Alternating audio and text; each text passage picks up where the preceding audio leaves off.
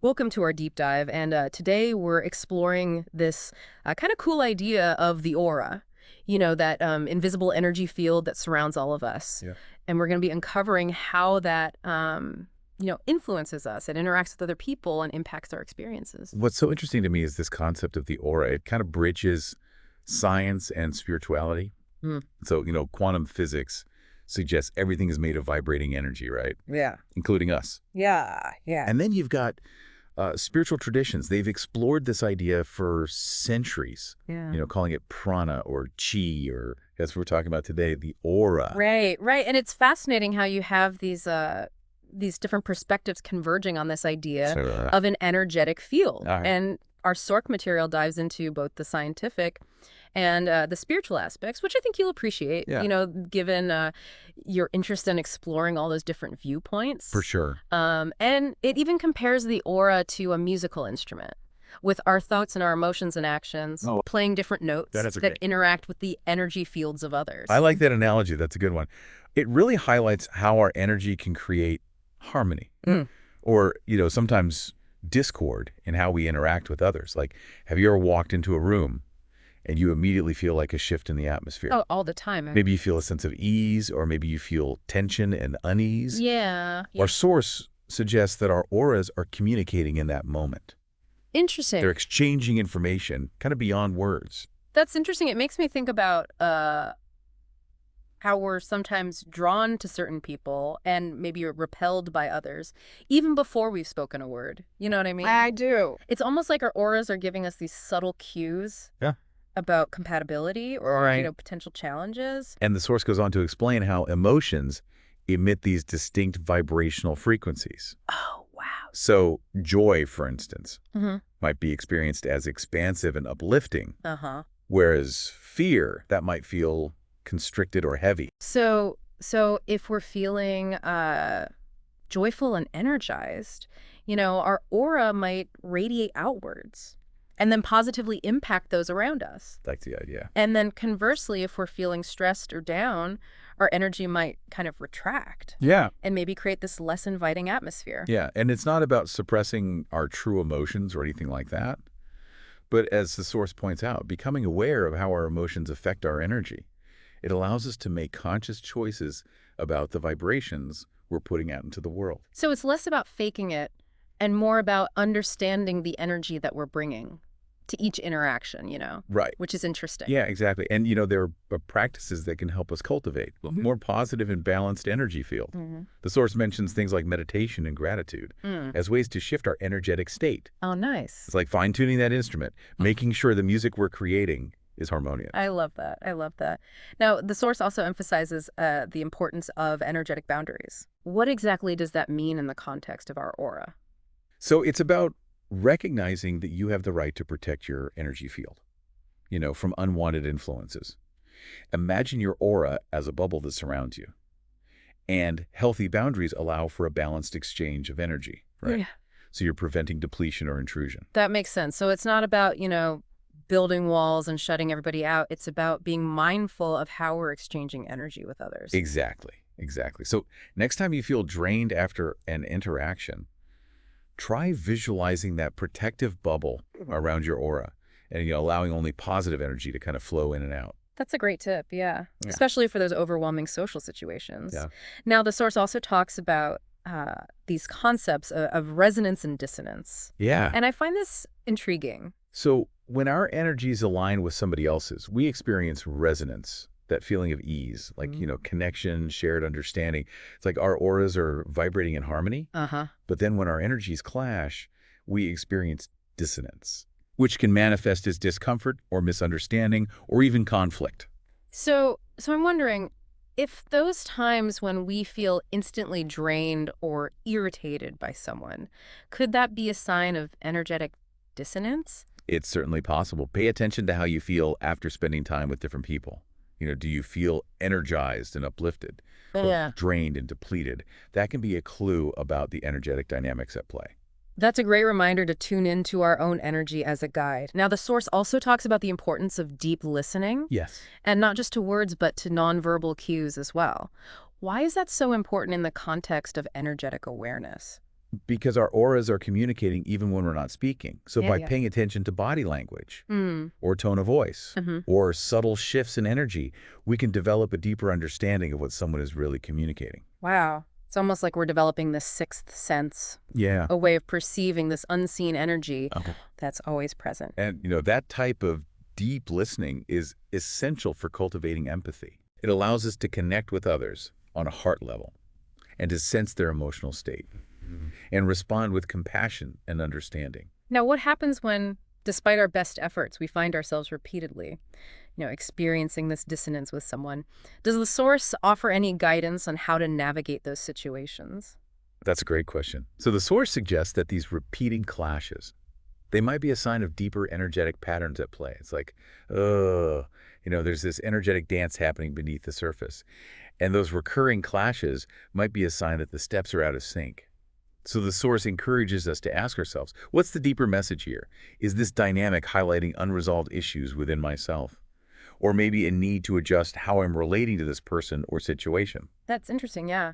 I've noticed that sometimes when I'm feeling drained or out of sorts, spending time in nature seems to have this incredible restorative effect. You've intuitively tapped into one of the practices the source recommends.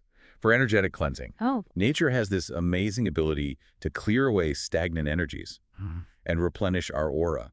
It's like hitting the reset button on our energy field. I like that. So, other than immersing ourselves in nature, what are some other ways we can clear out those stagnant energies and realign our aura?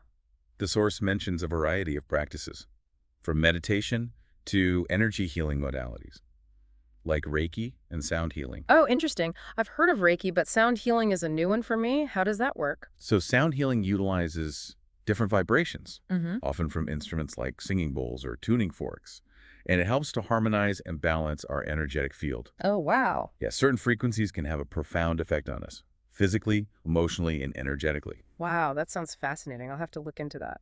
So it seems like there are many ways to approach energetic cleansing. What's important is finding what resonates with us and incorporating it into our lives. Yeah, it's about experimenting and discovering what feels most supportive. And it doesn't have to be complicated. Even something as simple as taking a few deep breaths and visualizing your aura being cleansed by white light, or Mm. taking a relaxing bath with Epsom salts can have a positive impact. Those are great suggestions. I often find that even just stepping away from a stressful situation and taking a few moments to center myself can help shift my energy. Now, the source also mentions a practice that I find particularly intriguing: visualization. Ah, yes.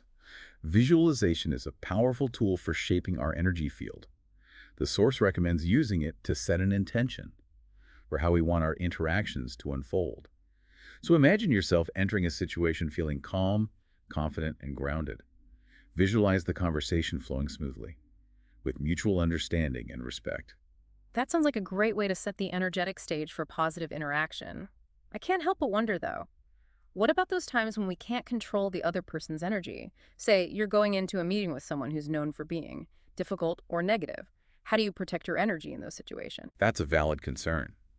And while we can't control others, we can certainly influence the energetic dynamic. So if you know you're walking into a potentially challenging situation, that visualization practice becomes even more crucial. So it's like creating this shield of positive energy around yourself. Yeah, you could think of it that way. And remember that energetic bubble we talked about earlier. Uh-huh. Reinforce that visualization. See it as a strong and resilient boundary.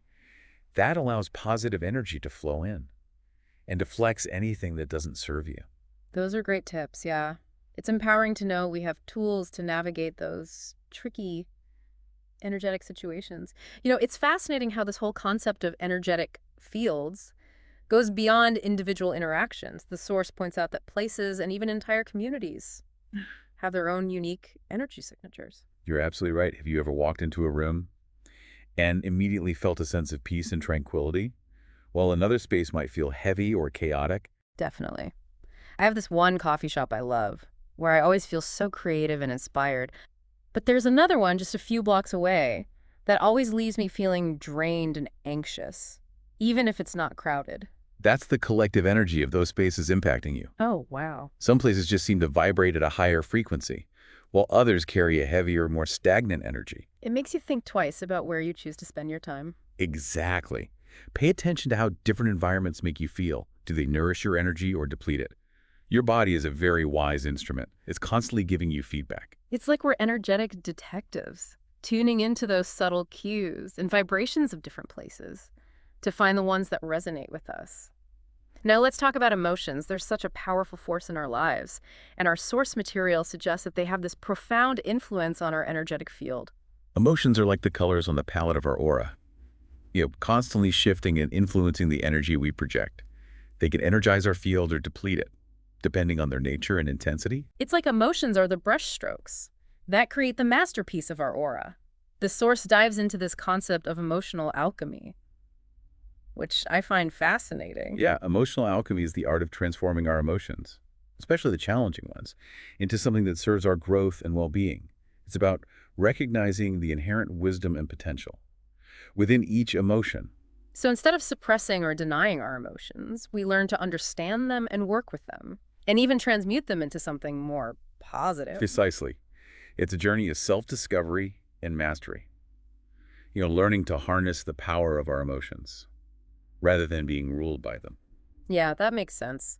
Let's start with an emotion that often gets a bad rap, anger. I think many people see anger as something negative, something to be avoided, but the source seems to suggest there's more to it. Absolutely. Anger is often misunderstood. It's a powerful energy that, when channeled constructively, can be a catalyst for positive change. So it's less about suppressing anger and more about learning to work with it. Exactly.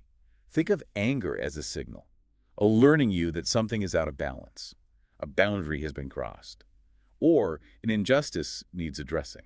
So it's like anger is a wake-up call, prompting us to take action. Precisely.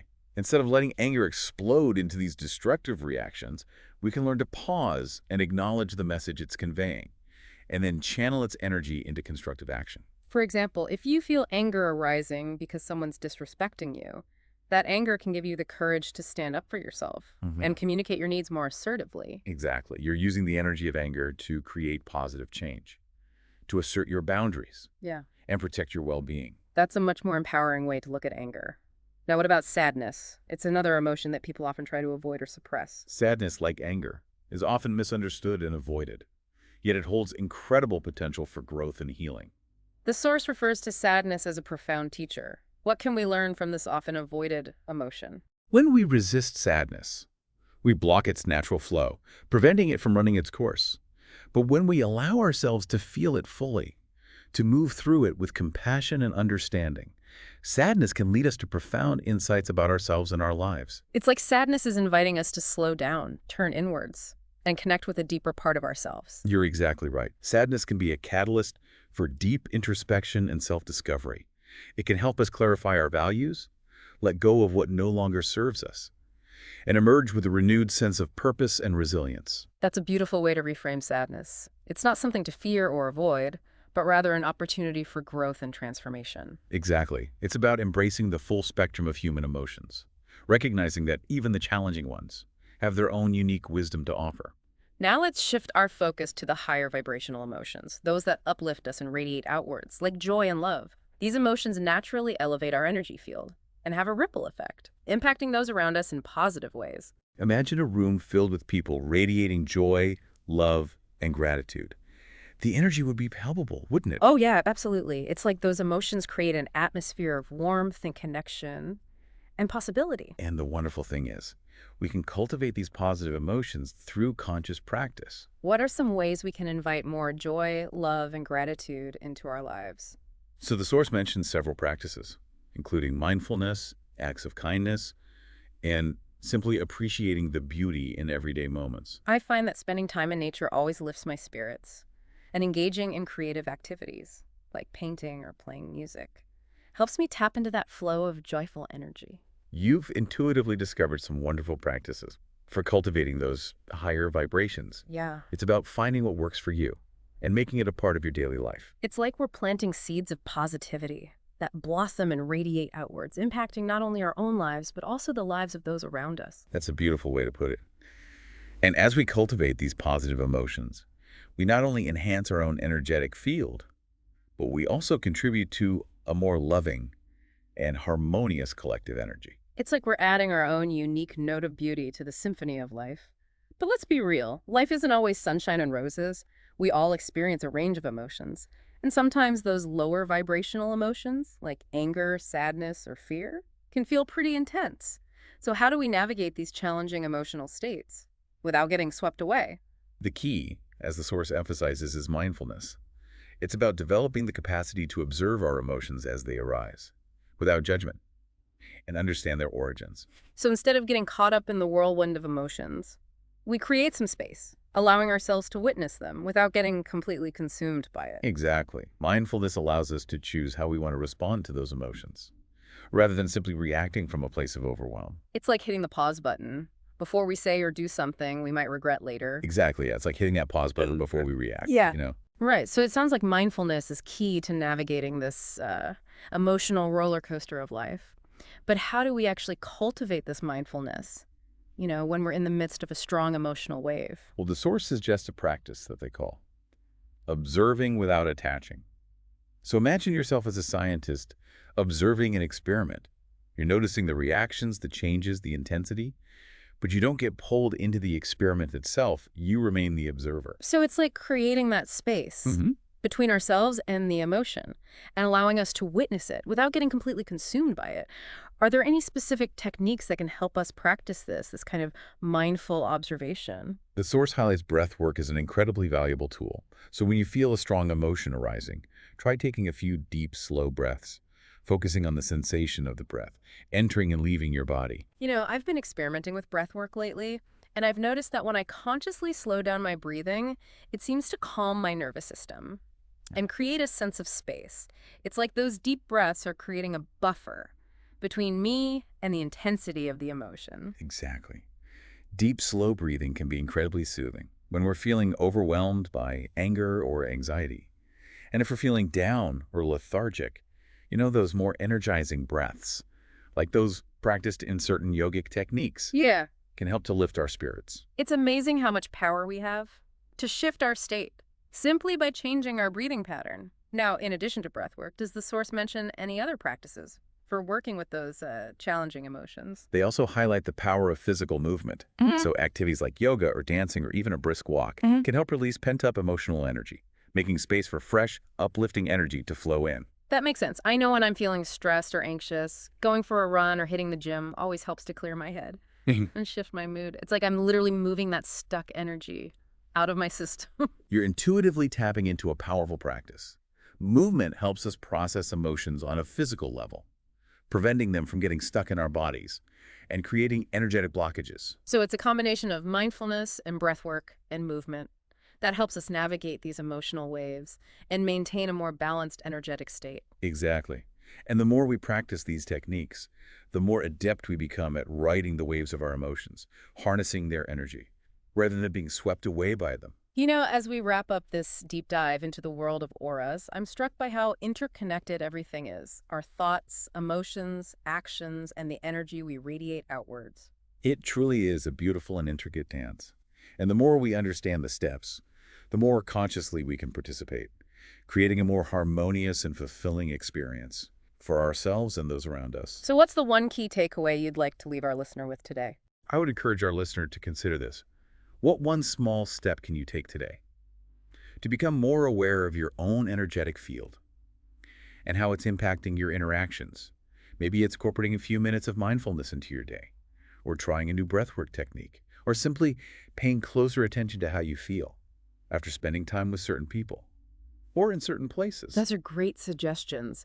It's about taking those small but significant steps toward becoming more conscious creators of our own energetic reality. Exactly. And who knows, maybe by tuning into our own energetic fields, we can even create a ripple effect of positivity that extends outward, making the world a brighter and more harmonious place for everyone. What an inspiring thought.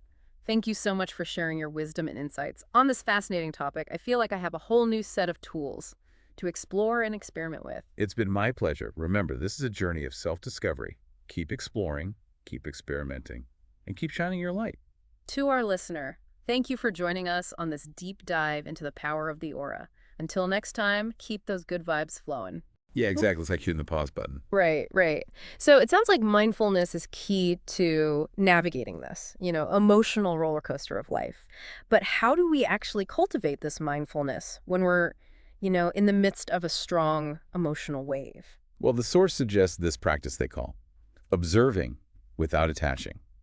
So imagine yourself as a scientist observing an experiment. Okay. You notice the reactions and the changes, the intensity, but you don't get pulled in, to the experiment itself. You remain the observer. So it's like creating that space between ourselves and the emotion, allowing us to witness it without getting completely consumed by it.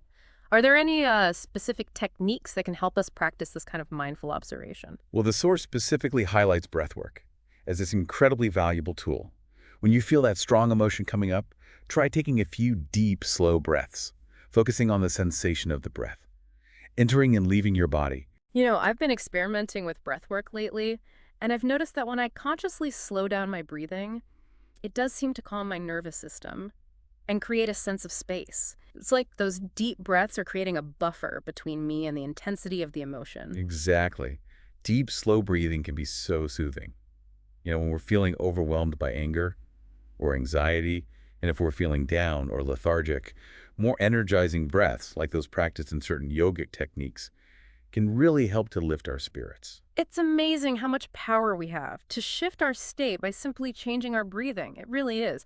Now, in addition to breath work, does the source mention any other practices for working with those challenging emotions? They also highlight the power of physical movement. Oh, okay. Activities like yoga, dancing, or even a brisk walk can help release that pent-up emotional energy, making space for, fresh, uplifting energy to flow in. That makes sense. I know when I'm feeling stressed or anxious, going for a run or hitting the gym always seems to help clear my head and shift my mood. It's like I'm moving that stuck energy out of my system. You're intuitively tapping into a powerful practice. Yeah. Movement helps us process emotions on a physical level, preventing them from getting stuck in our bodies and creating those energetic blockages. So it's a combination of mindfulness, breath work, and movement that helps us navigate those emotional waves and maintain a more balanced energetic state. Exactly. And the more we practice these techniques, the more adept we become at riding the waves of our emotions, harnessing their energy rather than being swept away by them. As we wrap up this deep dive into the fascinating world of auras, I'm struck by how interconnected everything is. Our thoughts, our emotions, our actions, the energy we radiate outwards. It truly is a beautiful and intricate dance. Mm. And the more we understand the steps, the more consciously we can participate, creating a more harmonious and fulfilling experience for ourselves and those around us. Well said. So, what's the one key takeaway you'd like to leave our listeners with today? I would encourage the listener to consider this. What one small step can you take today to become more aware of your own energetic field and how it's impacting your interactions? Maybe it's incorporating a few minutes of mindfulness into your day, or trying a new breathwork technique, or simply paying closer attention to how you feel after spending time with certain people or in certain places. Those are great suggestions. It's about taking those small but significant steps toward becoming more conscious creators of our own energetic reality. Exactly. And who knows, maybe by tuning into our own energetic fields, we can even create a ripple effect of positivity that extends outwards, making the world a brighter and more harmonious place for everyone. What an inspiring thought. Thank you so much for sharing your wisdom and insights with us today. On this fascinating topic, I feel like I have a whole new set of tools to explore and experiment with. It's been my pleasure. Remember, this is a journey of self-discovery. Keep exploring, keep experimenting, and keep shining your light. To our listener, thank you for joining us on this deep dive into the power of the aura. Until next time, keep those good vibes flowing.